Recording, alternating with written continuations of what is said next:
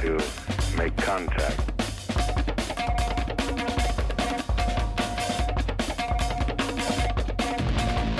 Welcome to Reykjavik, Iceland, the northernmost capital on the planet. Here in the land of fire and ice, where glacial landscapes meet volcanic terrain, live the most isolated nation in the Western world. Join me on a journey into the heart of Iceland to find out how this tiny cultural mecca has managed to use its environmental challenges and ancient folklore to become a major trendsetter on the global stage.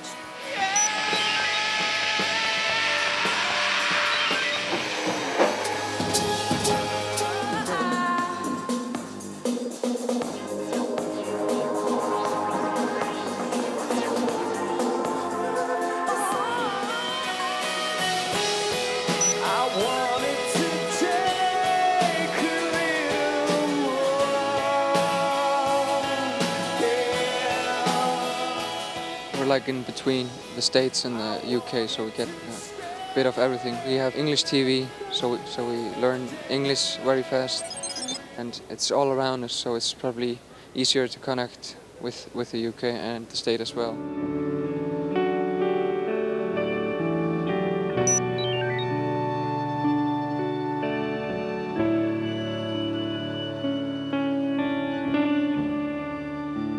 The Icelandic music scene is awesome. It's like nothing I've really seen because the town is so small, but there's the ratio of like bands to any other town in this size, you know. It's just like a lot of good bands, a lot of different diverse sounds, a lot of different like bands doing a lot of different things.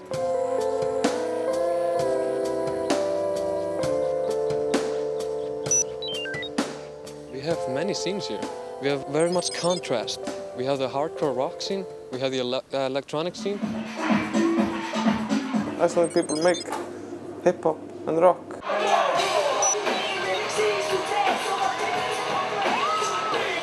Ain't nothing like hip-hop music. You like it because you choose it.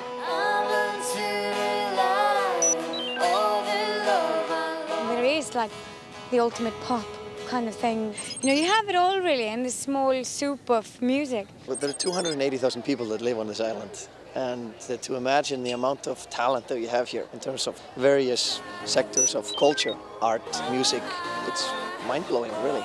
Reykjavik has only around 180,000 people living in the city itself, and at this festival, I mean, there are 139 artists and bands, so I think that probably tells some story. Earth can't be light, mind you are free. Somehow everyone is a musician or a painter, or if they're not a painter or musician, then they work in a job and dream about being a musician or a painter. I don't know why it is, but it's in the roots. One of the first bands I started to listen to are like Sugar Cubes.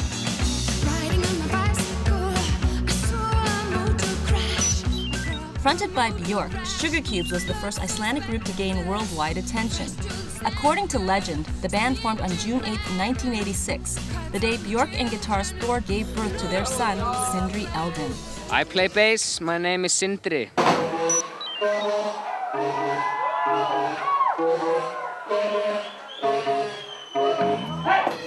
So we tried making our own type of hip-hop, which is basically electro boogie hip-hop or whatever. Yes, really stupid, crappy Nintendo hip-hop, Yeah, which is funny. basically. The music that has been breaking out of Iceland and gaining more international recognition has always been music that has been more personal and tried not to absorb too many influences from the outside world. Doing their own thing, so to speak, like Sigur Rósin.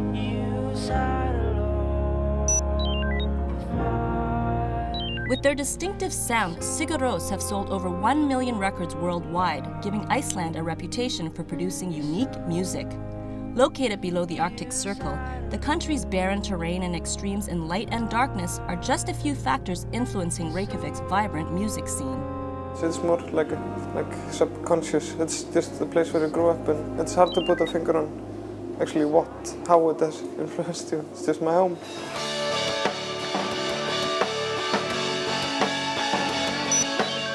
I I think music is one way of coping with, like I said, the isolation and long winters. I mean, when it gets dark here, what are you going to do? Just go into your room and make music. Icelandic music tends to be very innovative, and it tends to be a bit melancholic. We're in the dark for 6 months, and we just need to be creative.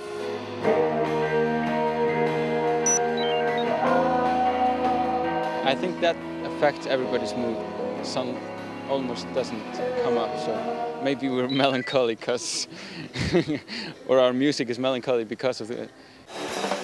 I notice a lot of bands here that incorporate the keyboard. Is there a fascination with technology in this country?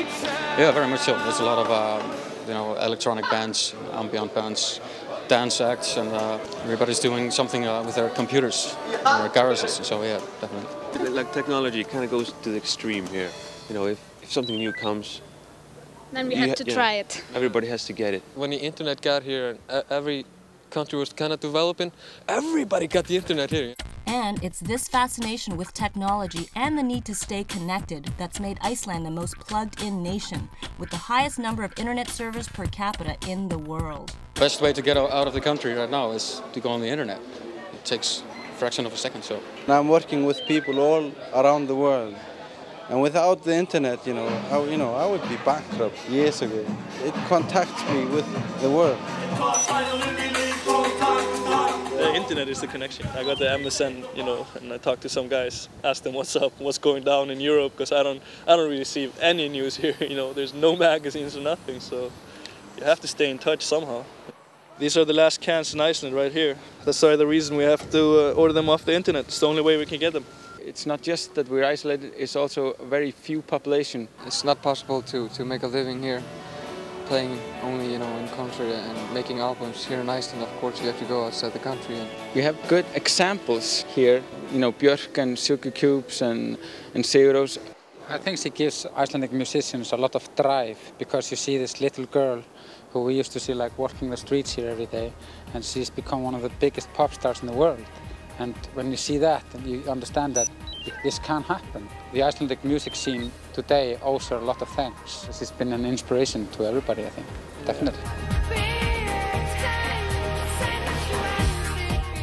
We are in a big volcano area, and beneath us is liquid lava. And you just drill down to it, and then you create this just massive natural steam engine.